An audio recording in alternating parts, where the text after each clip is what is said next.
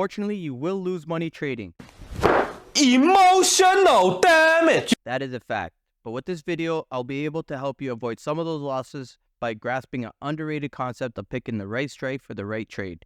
My name is Ghost, and I'm going to be going over in this video my checklist of what I usually look at to pick the right strike for the setup that I'm looking at. But first, like and subscribe, hit that bell icon for more great educational content as I try to make you guys the best traders you guys can be. So let's get into this. The first example I'm going to go over is with SPX. I trade a lot of 0DT SPX, so this example will be based on that. It does differ when you're choosing your contracts from what the time frame is. So if you're doing 0DTE to 1DTE to weekly to monthly, your strategy will definitely be different. Data is different. Your deltas are different. For this example, I'm going to be going over what I like to do when I'm day trading, and I love trading 0DTEs. I do SPY as well, so I'll go into a SPY 0DTE strategy as well. And then I'll show you the differences of what would be with a 1 day out and also a weekly or monthly expiration. So getting into this example, say I'm looking for a rejection to enter puts. So here I have my support and resistance levels. I'm going to be going with this 4457.92 rejection and targeting the first support. I always try to target my first support and keep that in mind when I'm picking my contracts. But my first support here is at 4443. So the strikes on SPX is about a 4445. That'll be the ones that go in the money. At this time of the day, within that first hour, premiums will be too expensive on a 4445 strike, and they would probably be around a 0.5, 0.6 delta. So at this point, I am not going to be entering those contracts. I will wait for my confluence to have a precise entry and look to get at least a 0.3 delta accelerated. So that would probably put me around that 4435 or that 4440 area.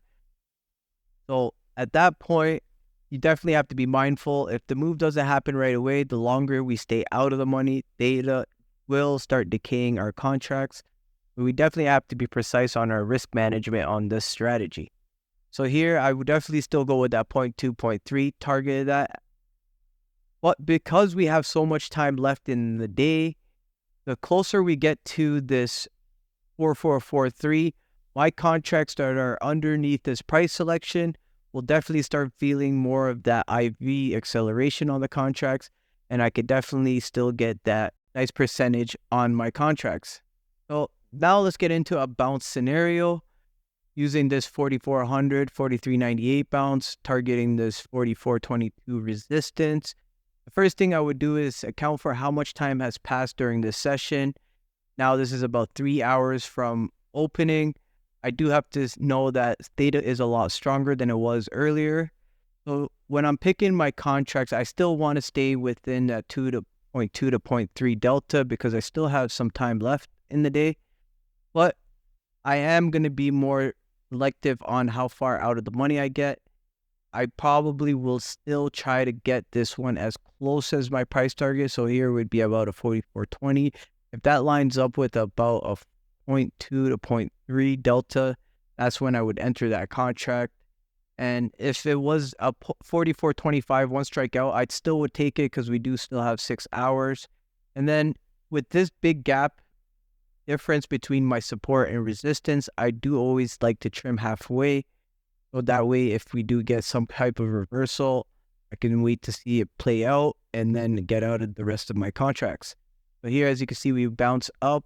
I would trim around that 4410, 4412, and then see if I could get my contracts to get that rest of that IV acceleration.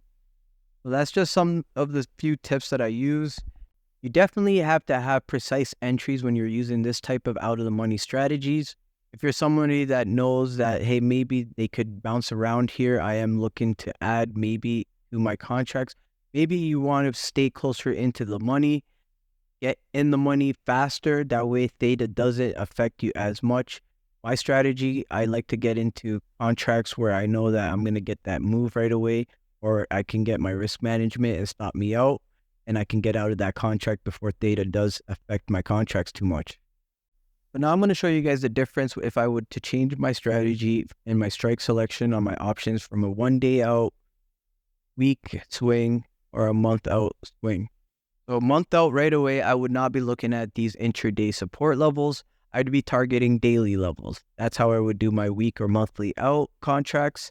And if I was to do 1 day expiry, I'm looking to target probably my lowest or second to lowest support. Say, for example, if I was looking for puts, and vice versa if I was looking for calls. I would be targeting, say, this 4,400 bounce. If I'm doing 1 day out, I'm probably targeting this 44.43, and I'm going to have my strike selection somewhere around here. And vice versa, if I was doing the rejection, I'm targeting a strike selection around that 4,400. So you guys can see the difference with further out expiries. I can have the luxury of not having theta decay me as much. I can go further out and target bigger price targets. So I hope you guys enjoyed this example. Now that you have seen how I use that support and resistance to also determine my strike selection, I'm going to give you guys the option chain and just give you a visual representation of what I'm looking at. So here, this is that 0.2 to 0.3 range I'm looking for. I look to find this and also a confluence of where my support or my resistance levels are. And then I want to show you how much more of a value for your money you're getting for your delta on certain moves. And for this example, say I'm trying to get this point to 44.05's 0.3 to closer to in the money. This is one strike out of the money, that 1850. The delta is around 0.518. So taking this 44.05, this is about 25 points away. So I would probably need a 25 point move up in the underlying. But just to show you, I would be paying $7.80. Most likely my contract would get towards this $18. So that's over 100% for a 25 point move. Now I want to show you guys with the same example, if I bought this 43.75 in the money and we get that same 25 point move. So 25 points in, that would be 5 strikes in the money further. So that should put us where the same value as the 43.50s would be. We're going to get $21 to $38. Definitely, you're not getting that 100%. And you can see how the IV and that acceleration definitely slows down. So that is why I do take that. But the reason it does slow down, you're also just giving back some of that profits or more of the security on the theta side. So you got to weigh your pros and cons. Me personally, I like to get that better entries to get that faster move. And I like to take this 0.29 to accelerate into the money. And then again, once we get a bigger move during the session with my runners. So the reason now I'm going to show you with SPY is a lot easier if you were to do it closer to in the money. And I'll show you with the option chain. As you can see with SPY, you're looking at most likely only 2 strikes out of the money to get that 0.2 delta. So here it's a lot cheaper. You can afford to get within 1 strike out, and say your support, say you're trying to get to the higher resistance and you're looking at a 440 resistance. You can get closer into the money. You don't need to stay all the way at this 441. SPY generally averages around $2 to $3 moves. So if we're sitting around 437, I'm most likely going to take that 0.4 delta and get that ride, that little bit of acceleration. But it does have the same principle. As you can see, this 0.2 delta, 62 cents to right outside the money is 1.26. So get that 100% there compared to if you were taking this one in the money and taking 2 strikes in, you're not going to get that full 100%.